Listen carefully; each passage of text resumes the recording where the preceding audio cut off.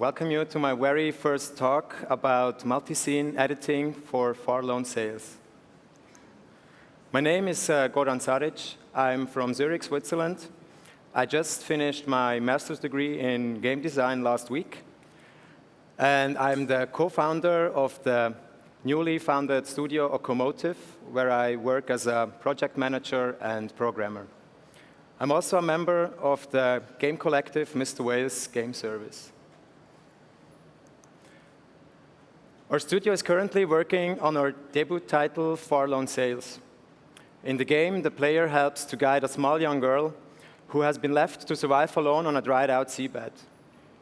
The only other thing that was left behind with her is a giant vehicle, which becomes the girl's best friend, shelter, and survival instrument on her long journey. The game deals with the symbiosis between man and human being, where the main character has to maintain the machine in order to progress her story. I will now show you a pre-alpha trailer of the game.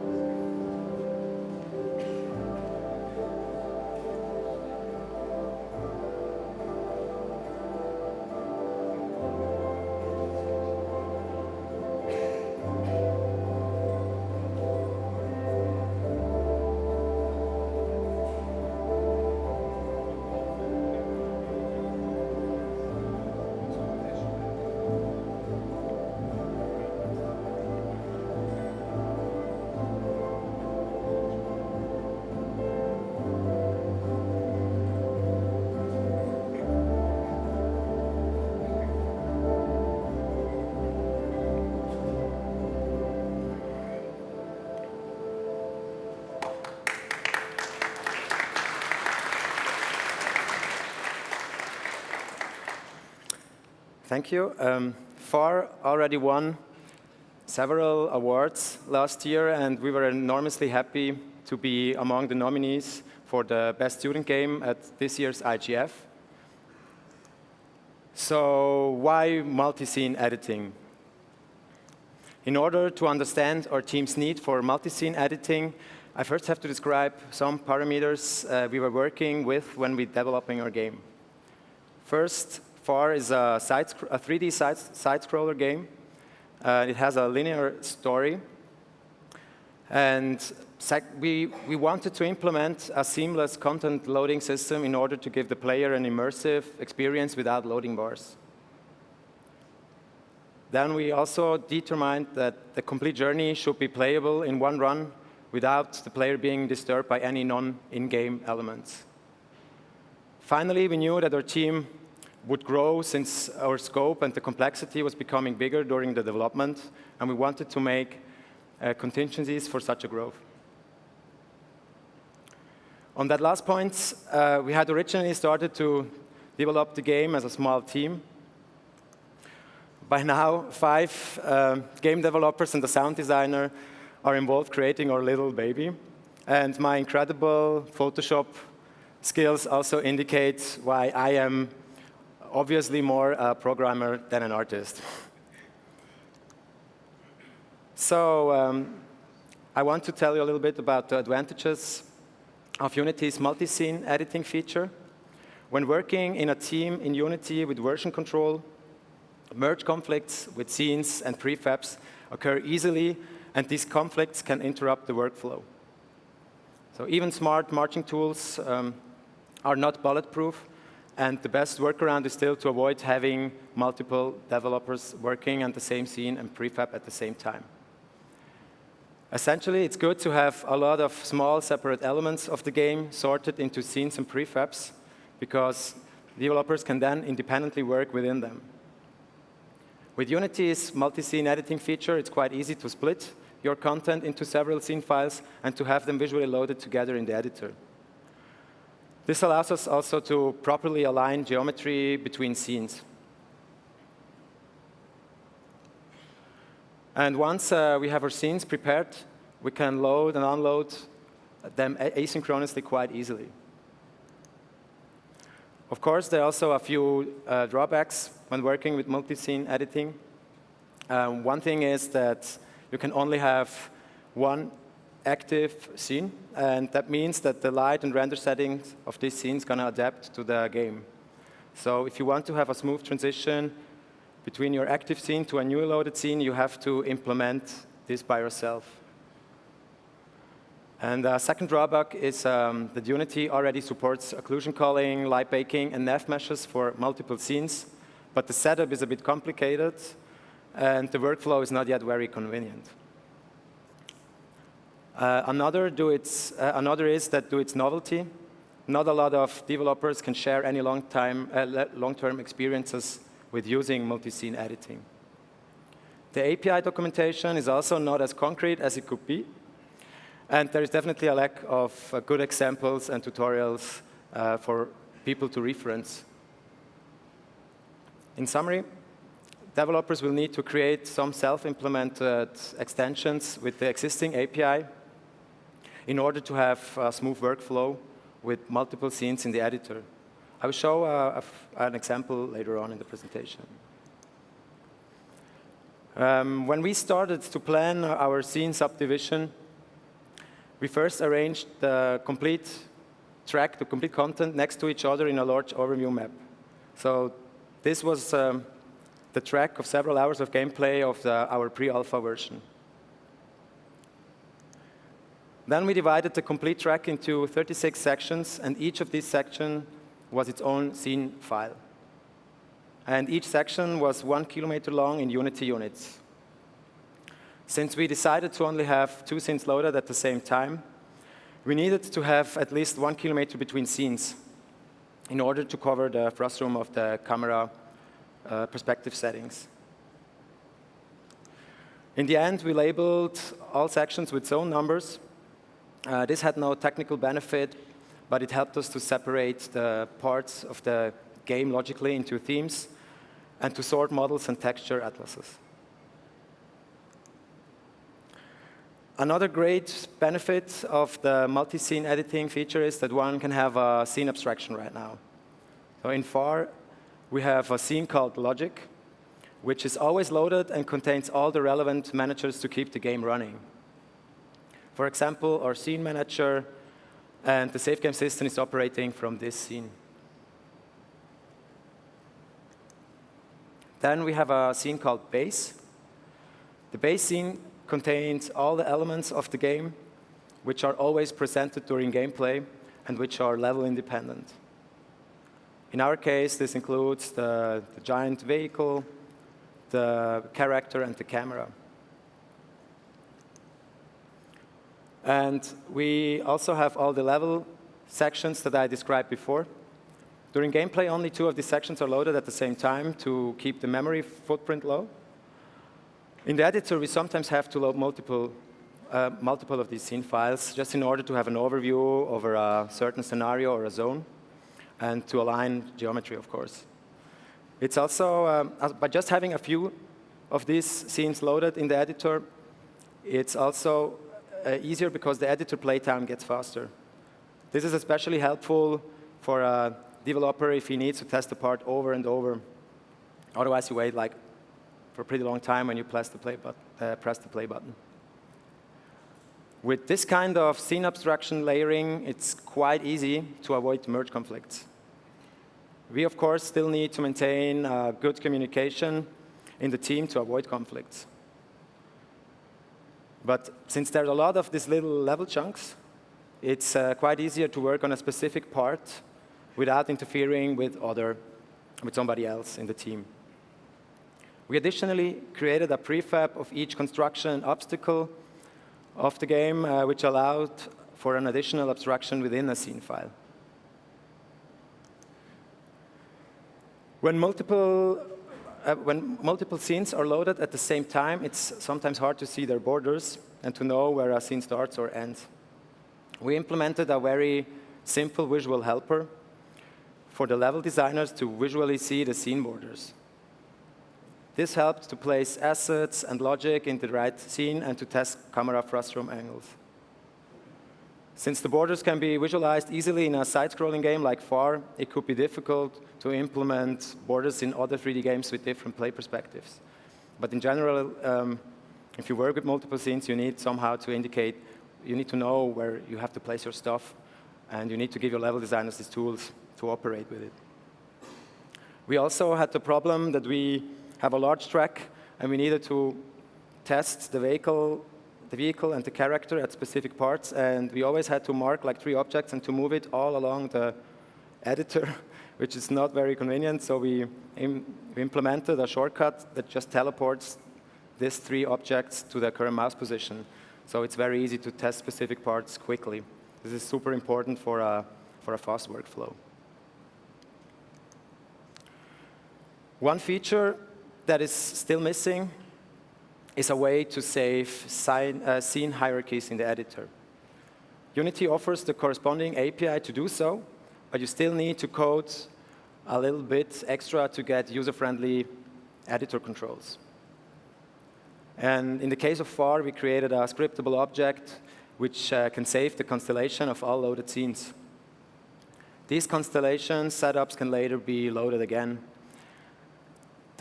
There are actually several tutorials on the internet explaining how to achieve this. We used saved constellations for all our zones and some constructions and obstacles.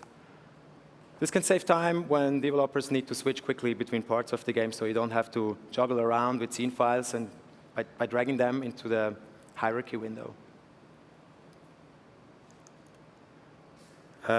As mentioned before, we do load and unload all our scenes additively and asynchronously. Most of the loading processes in Unity happen in the background thread and should not interfere with the running game loop.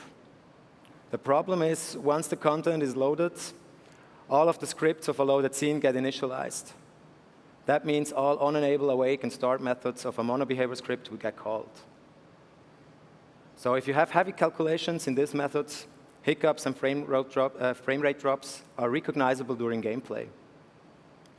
This is especially true if you have a lot of these calculations happening at the same time. One solution is to avoid any of these heavy calculations. If the calculations are unavoidable, we can also do them during build time. There is the post-process attribute for an editor script, and we can serialize, we can do any heavy calculations there and serialize the results in serializable fields. If we still need to do something in the start, on enable or awake methods, we can also split the calculation over multiple frames and avoid hiccups over that.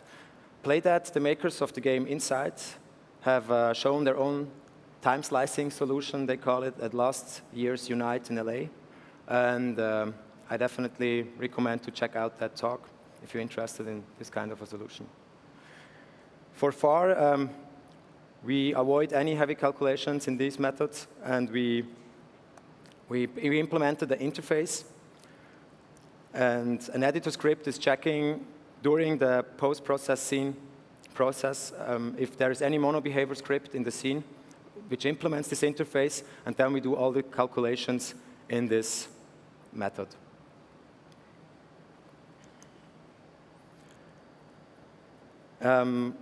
It's important, for us it was important to give the level designers a way to load and unload scenes through components. We created a scene reference component. It's basically a monobehavior script which allows us to drag in a Unity scene file from the project window. It then gets serialized. The name of the file gets serialized together with the build index number during the post-process scene process. And we also offer methods to load and to unload the scene within this component. So level designers can, for example, with Unity events, just drag in this component and do the complete level loading by themselves.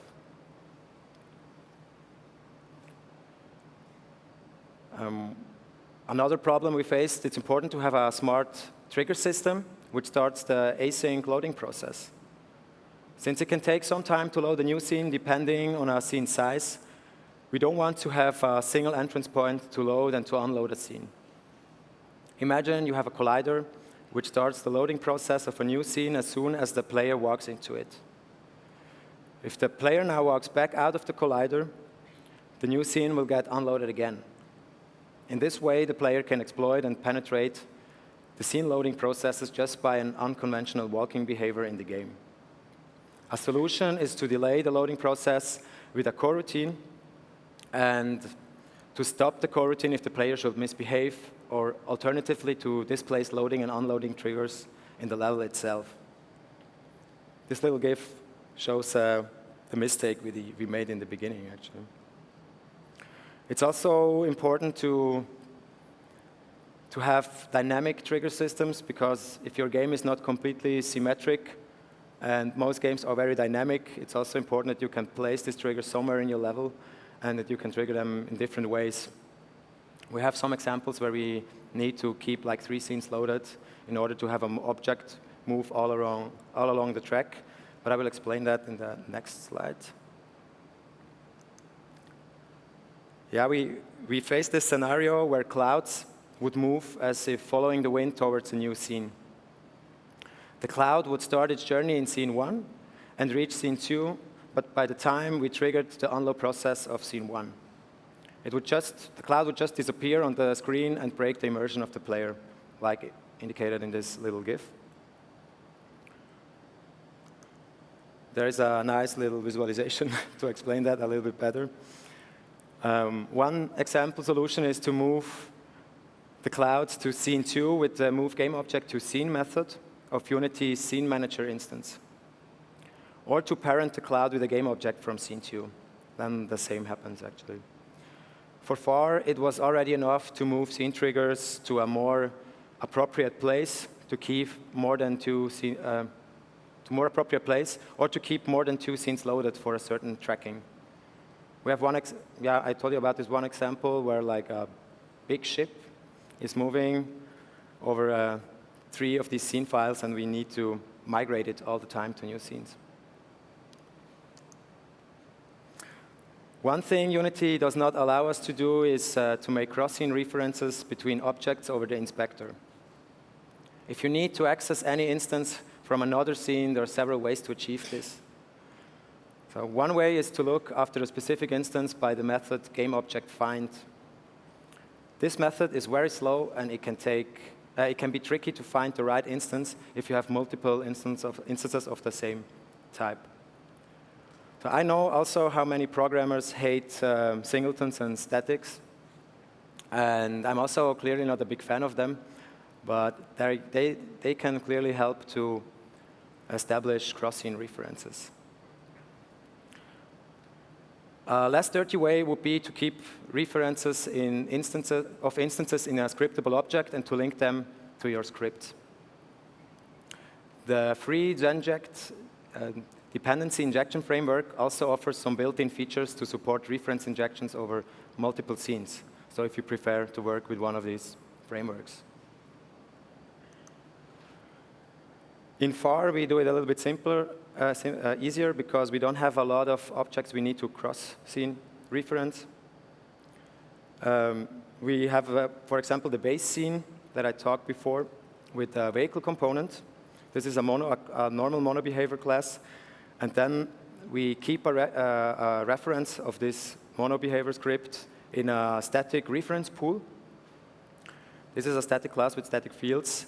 And in the levels, we have a component, a mono-behavior component that is called vehicle control. And this mono-behavior component is linking to this static field and expose some of the methods that we can use in the vehicle component from the base scene. And later on, level designers and components from the level can access this control component to manipulate the vehicle. The benefit of this structure is also that we have an extra abstraction layer for level design access. So we programmer from the core elements, we always know where all level design interactions are going through, and we can make this abstraction, and this helps to avoid like violation of any scripts we don't want the level designers to touch. If you need any additional functionality to the existing multi-editing features, I definitely recommend checking out CodingJar's asset called Advanced Multiscene. It offers direct cross-scene referencing via inspector and brings in some other juicy features like scene merging. I just want to sum up some of the things I said. I think it's important to separate your content into level chunks and to plan that early on in the development, so you can even organize probably your texture atlases and other content of your game. It's helpful if you implement abstraction layers with multiple scenes. We have seen it in our case with logic and base scene and the level scenes, so we could really like keep the level independent scenes for themselves. I've seen other developers working with multiple scenes for one specific level, so you can also make an abstraction for audio, for example, and visuals, and have an audio designer working on his own scene, for example. It's very helpful to have these scene collections to save hierarchies of a constellation of the hierarchy window. It allows a very fast, it allows you to switch very fast between different parts of your game, and also brings a better workflow for the complete team. It's good to have a dynamic and smart scene loading trigger system. Always keep in mind that your game is probably very dynamic and you need different ways to trigger a scene loading, so don't make it too strict. Do any heavy startup calculations during build time, if that is possible, or try to split up your calculations over multiple frames. And establish a way to do cross-scene references, because sooner or later you will need to access any instance of another scene. If you would like to have a closer look at how we implemented multi-scene elements in FAR, have a look at unity-glue.com. I just wrote my master's thesis about principles and strategies for keeping a maintainable Unity project structure. And one section is all about multi-scene editing. You will be able to find the complete paper for free on the website very soon. Also, once you announce the release dates of the game, we should be finished in November 2017, and the game should be released on Steam by then, if everything works well. And next year on Xbox One and PS4, the first quarter. If you need any further information about the game, check out far-game.com. I want to thank you for your attention today. And if my time slot is very short, and I would like to invite you to ask me any questions later in the main expo hall. We also have a little booth with the game, so you can also try a demo version of it. And of course, you can contact me anytime over email or Twitter. Thank you.